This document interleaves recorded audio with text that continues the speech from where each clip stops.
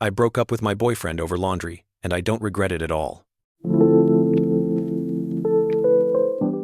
I'm 28, and a week ago, I left my 9-year-old boyfriend, who I'd been with for almost 2 years. And I am never getting back together with him. Never. I don't think I owe him any more chances or explanations, and I definitely don't owe any explanations to his family. We had some ridiculous fight over laundry. I just need to tell someone about it because some people in my life just don't understand me, and the situation is honestly wild.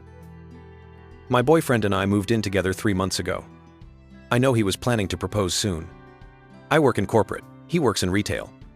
For almost 2 years, we lived a pretty normal life, took weekend trips, went on vacations, became friends with each other's friends, got close with each other's families. Just the usual basic, even kind of boring, relationship milestones. We were crazy in love with each other. And then a week ago, I'm sitting on the bed folding clean laundry. I also folded a few extra things because they were in the basket. That had never been an issue before. We split a lot of household chores. I'm not some housewife, but we both keep the place in order. He walks in and looks irritated. He says in this tense voice that the way I'm folding his clothes is just ridiculous and sloppy. For a second I froze, because we've always talked about everything calmly, and this conversation felt completely different. But in that moment I'm thinking, God, I moved in with him. It's only been a few months. This is a hard adjustment period for a couple. I apologize and say I didn't know he had a specific way he likes his clothes folded. I'm not a master at neat folding anyway, so hey, he can just fold them himself. And that's when everything flipped upside down. He became a different person. He says, "Why would you say that? I'm not going to fold things that you're supposed to fold. Just because you're too lazy to learn how to do things properly." And it sounded unhinged. At first he was angry, then mocking, and by the end he was laughing, like the idea that I didn't want to learn how to fold his clothes in a specific way was absurd. I'm in shock. I'm scared. He grabs a t-shirt and starts explaining the folding technique in this weird voice. He says, "See, this is perfect." And yeah, it is perfect. Try it. And he throws the shirt onto my lap. Try it. I just showed you. It's not hard. I'm still kind of paralyzed and I say, "Are you okay?" And he goes, "You think I'm not okay over some stupid t-shirt? It's just a t-shirt, who even cares?" But he still looked off. I got up from the bed and he says, "So when we have kids, you won't fold their clothes, you won't make sure they look neat and have self-respect, because I think that's really important." I said, "Well, I also think it's important, but I hate folding clothes, so honestly, maybe you could be the one folding their stuff." His face went red. He started pulling my clothes out of the basket and folding them, talking at the wall while he did it. "Fine, okay, I'll do all the laundry. Maybe then you'll have at least a little bit of actual self-respect. So many nice things, and you can't even fold them. I can't wrap my head around the fact that you can't learn to do this.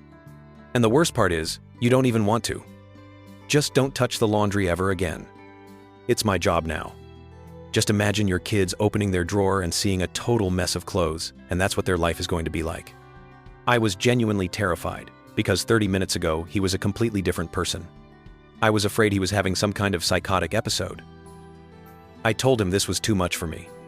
He answered, "Yeah, I get you. It must be weird. My obsession with laundry, my obsession with self-respect." I went to the bathroom. I felt sick. I heard him go to the linen closet and slam the laundry basket on the floor. He had never thrown things before. When I heard him come back into the bedroom, I quietly slipped out of the bathroom, grabbed my bag and left, got in the car and drove to my parents' place. The feeling was so strange and unreal, like part of my brain was screaming danger, danger, danger, and flipped into emergency mode. An hour later, I was at my parents' house. They live an hour away. They were really scared. When I told them what happened, my mom reacted like, "That's strange, but couples fight, especially when they first move in together. It's all new for you two." My dad is very eccentric and kind of laid back, and he said, "The main thing is you weren't killed by a serial killer." Who would have thought? "Honey, if that weirdo calls you, tell him she moved to Mozambique. I'm serious." My mom looked a bit worried and asked if I was okay, if he had hurt me, if he was okay, if we should call his mom. My dad said, "Don't call his mom, just call the police for a wellness check, but don't give any details." He told us to lock the doors, then called someone and drove my car over to the neighbor's garage for the night. My mom was like, "Seriously, honey, I don't think it's that serious." But my dad said, "Okay, then it's not that serious." I just moved her car. No big deal. My dad is just awesome, and my mom is too, in her own way. I pulled myself together and called my boyfriend. He picks up like, "Where did you go?" "It was just a fight about laundry." "I already let it go, but you looked so scared. I was wondering when you'd finally see my neurotic alter ego." And he laughs. I told him I was scared, that I didn't even know he could react like that to something so small. And he starts almost panicking, asking who I told because he's working on it, and he expected me to understand. He's ashamed. It's personal. I get that mental health is complicated. I tried to explain that if he had told me about this beforehand, we could have come up with some kind of plan, and it wouldn't have been so frightening. And he's almost crying, saying, I know, gosh, I know, but I love you, and I'm so ashamed." My brain is just screaming again, no. And for some reason, I told him I didn't want to be with him anymore. He scared me, and for me there was no way back. He spent another 10 minutes saying, come back. Tomorrow we'll go to therapy together, we'll talk to my therapist." But when I didn't say yes to anything, he switched back into that strange tone again. "Fine, then get lost. You couldn't handle it. This is your fault. My family will never speak to you again. My sisters, never. My friends, never. No one will ever believe you left me over a t-shirt. This is nonsense." I hung up, emailed the landlord that I was moving out and planned to pick up my things the next day if someone could go with me. I said I'd leave the keys so they could pass them to my boyfriend. I emailed work that I'd be out. Then I turned my phone off. Honestly, I was in shock. It felt like I was going to throw up, but at the same time I felt enormous relief. I woke up in the morning to 74 missed calls from my boyfriend. My voicemail was full. There were too many texts to read, some of them completely messed up, like, "You know I'll win you back. I'll be everywhere you are in a good way you won't be able to resist," and some just plain weird. I've never put a t-shirt on my wish list before. We went to the apartment with my dad. Is less than #0. 5 is greater than management, said my boyfriend told them he had kicked me out and I wasn't allowed to come back, and that he'd deliver my things himself. So I called the non-emergency police number. The officers came. I showed them my ID, photos, messages, and so on, and they told him to let me in. We went upstairs. One cop went back down to the car. I'm grabbing the essentials: clothes, books, documents. I feel so creeped out, I don't even want to deal with anything that's hard to move. The cop is silent. My dad and I are packing dishes. My dad says something, and the cop comes into the kitchen and says, "I suggest you keep it down," and taps his ear, like he's saying someone might be listening to us. Then he silently mouths, "Cameras." My dad immediately goes, "There's a lot of stuff in this world, but we've only got one life. Let's get out of here." We hauled everything downstairs. The officers pulled up by the parking lot, gave us their cards, and asked if I wanted to make a report. Officially, I said that we'd had a fight, that my boyfriend kind of snapped, and I got scared. They said, "That's not illegal. It sounds like a mental health issue. We understand why you left. If you feel threatened, let us know." Then the cop who'd been upstairs said he was sorry for rushing us, but he'd seen cameras in the smart home sensors, and you never know if they're streaming in real time or not. I had no idea there were cameras. I hadn't even thought about it. Shouldn't a guy I've been with for almost 2 years tell me he has surveillance cameras up? Is less than #0. 5 is greater than who was this person I'd been living with all this time. A week has passed. I got a new number and a new phone because of the constant messages from random numbers. Plus, my dad is sure he might have put something on my old phone. I feel like I'm in hiding. I work remotely. I'm afraid to go outside. I order groceries for delivery. My closest friends are shocked by what happened, but everyone else I've talked to about it reacts like, "That's so hard to believe. Maybe you're leaving something out? Everyone has cameras now, just live your life." His mom called my mom and said he was heartbroken and couldn't imagine this was all because of laundry. My mom told her a bit about the situation, and she just said, "He must be so stressed, you know how it is." His mom had always seemed cool, funny, smart, living her own life, but now I'm just paranoid. What did she know? My mom said she told her he really scared me, that his lie about kicking me out and the cameras was very strange. And then she said she had to go, apologized to my mom and said, "Tell her it's not her." I just feel so sorry. And I knew he was getting help with these issues, but they don't just disappear, and I'll deal with him.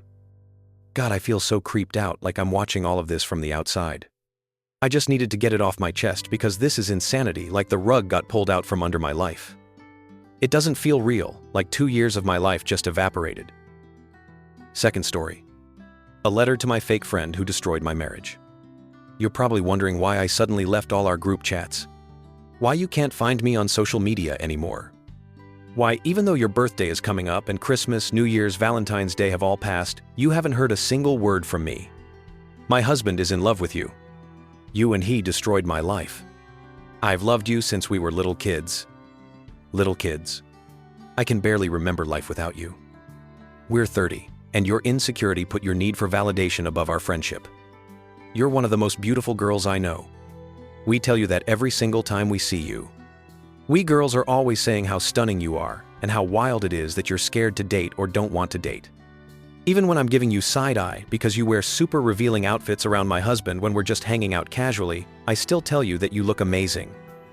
And even when it annoyed me how you'd suddenly start acting drunk, oops, I don't handle alcohol well, when I'd need 20 watered-down shots to feel even a little tipsy, and somehow you're wasted after 5, and you'd start undressing in front of him, I would still tuck you into bed and try to take care of you.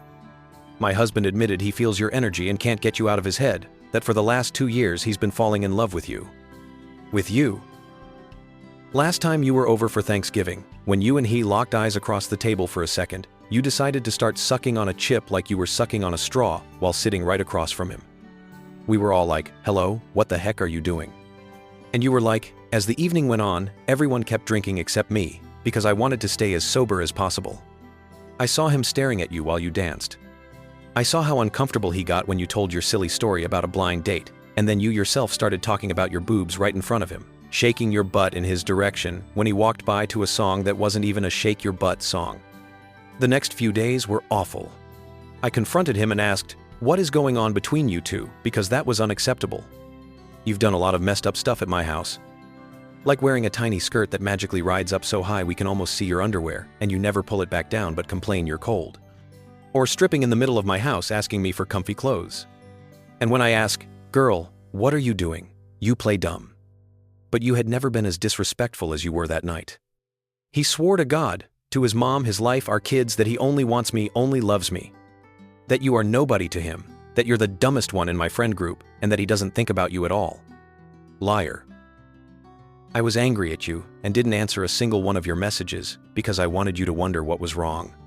I wanted you to sit in that confusion and text, hey, where are you, bestie? But no, when that fool and I finally sat down to lay everything out, do you know why I even asked about you? Is less than #0. 5# is greater than. Because even though we hadn't talked for months, that feeling just wouldn't leave me alone.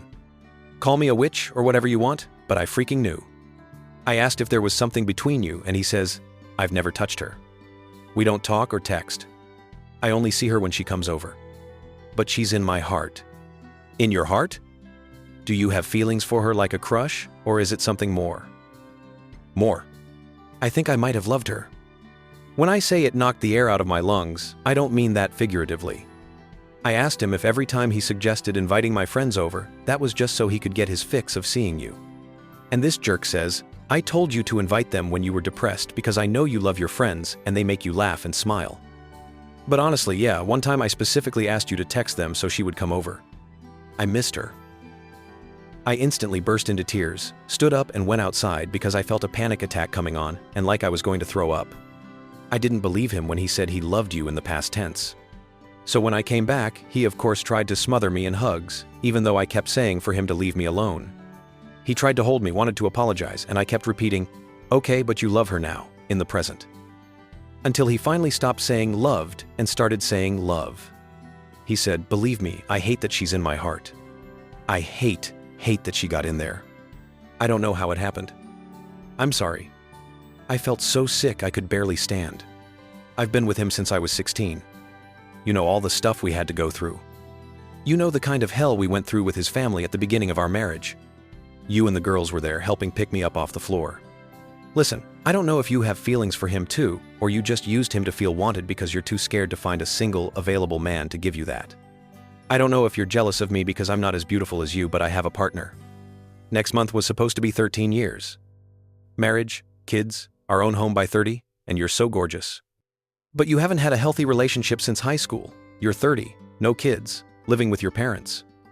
I almost hope you really did have feelings for him and that it just happened accidentally, unexpectedly, and not because you hated my life and what I built and tried to wreck it. Either way, I'm done with you. Maybe I'll try to work on things with him. Maybe. Because couples do sometimes go through cheating, and him being in love with someone else is definitely cheating on our vows. You were my best friend for the last 27 years. How could you? You had my love, my trust, my support, and now when I look back, I see you were just a snake in my garden. You will always be one of the cruelest, most devastating betrayals of my life. For now, I'll try my hardest not to wish bad karma on you, but I still hate you. Edit. First of all, thank you to everyone who messaged me or left a comment wishing me well. Some of you, especially in DMs, actually made me laugh and pulled me out for a few seconds from this hurricane volcano monsoon of rage and pain I'm living in right now. Even if it only lasted a second, thank you. I love to laugh. And while I feel like I'm drowning in loneliness, I realized how many of you have been through something similar. It genuinely hurts me that someone else has ever felt this kind of darkness. I wouldn't wish it on anyone. Well, maybe on these ratty people. And then I'd probably feel bad for wishing that too. The same healing you're wishing for me, I wish for you. Second, to everyone who keeps criticizing me for focusing on her and not on his role in all this, read the title. This is addressed to her. I don't need to write on the internet about how I feel about him because he gets all of that straight to his face. I don't have the luxury of just erasing him from my life and disappearing like I did with her. We live in the same house, share the same space, and are raising our kids together. I'm forced to deal with his presence, and he is forced to deal with my anger directly. So everyone suggesting I should just let it go because he didn't actually touch her, you can feel sorry for him as much as you want. I do not feel sorry for him at all. I have zero intention of ever letting her back into my life or seeing her again no matter what happens to my marriage. If I ever find another man, I will never be able to calmly let her into my home again. And after all of this, I at least deserve that peace. This outburst of rage and pain was directed at her because she needs to see her role clearly and carry that weight herself. She can't dump it all onto him. She knew what she was doing and she has to face the consequences herself. Just like he has to face the consequences for what he did not only to me but to our family. One day I will have to forgive this man, even if I leave him, because we have to raise our kids. My time with him will never fully end because of them. Romantically, I don't know if I'll ever be able to tolerate him again, but sooner or later, I'll have to reach a point where I can at least be neutral for the sake of our children. I'll have to force myself to forgive him to keep raising our kids in a stable environment, even if it's a broken family. That's what they deserve. They deserve a father who tries to grow and be better, even if not for me. They deserve a mother with peace in her heart, even if she's been through a lot of pain. They deserve us to be there and for the weight of our story not to crush their peace. They deserve good parents, even if those parents can't stay together. And lastly, some of you noticed from my comment history that a few months ago I wrote about other problems with my husband. Yes. Back then I was struggling with feeling unimportant and unheard in my marriage. Yes, I wasn't sure if I still loved him because I was doing everything I could and more to fix our relationship and desperately clinging to any chance to make it work. But you're missing the main point: problems in marriage come and go. They're waves. Like someone rightly said in the comments, there are dips, then deeper pits, and then you reach a peak that makes every low point worth it. I've been putting in every bit of effort I can to improve what's in my power and to see if what I've built is worth all this effort. I just didn't know that 8 months ago when I was begging him to try harder, he had already been in love with another woman for a year and a half. That's why we were in that place. I'm not a perfect mess of a person. I know my strengths and my weaknesses. I know what I'm good at and where I could do better. I know that I'm both mature and immature at the same time. And I know that pouring my rage out onto her here is better than saying it to her face. I know myself. I'd rather let the darkness out here among strangers on the internet than end up in jail. I know I was a good wife and a good friend, and I know I didn't deserve this treatment, this pain, or this betrayal from either of them. Judge me all you want. I know who I am, and I know that one day I'll be okay. Boar's closing moral and message for the viewers. Sometimes the scariest part of a relationship isn't the shouting. It's the moment you see a side of someone that makes your whole body whisper, "I'm not safe here." And sometimes the sharpest betrayal doesn't come from strangers, but from the people you trusted to sit at your table and hold your secrets. You are allowed to leave when your gut is screaming. You are allowed to cut ties with people who enjoy the attention more than they value your heart. You are not dramatic for choosing peace over chaos. You are not too much for wanting to feel loved, safe, and respected in your own home. And one day you'll look around and realize there is a new family beside you, the one you chose, and the one that chose you back. Take care of your heart. You're watching Story Boar, where real emotions tell real stories.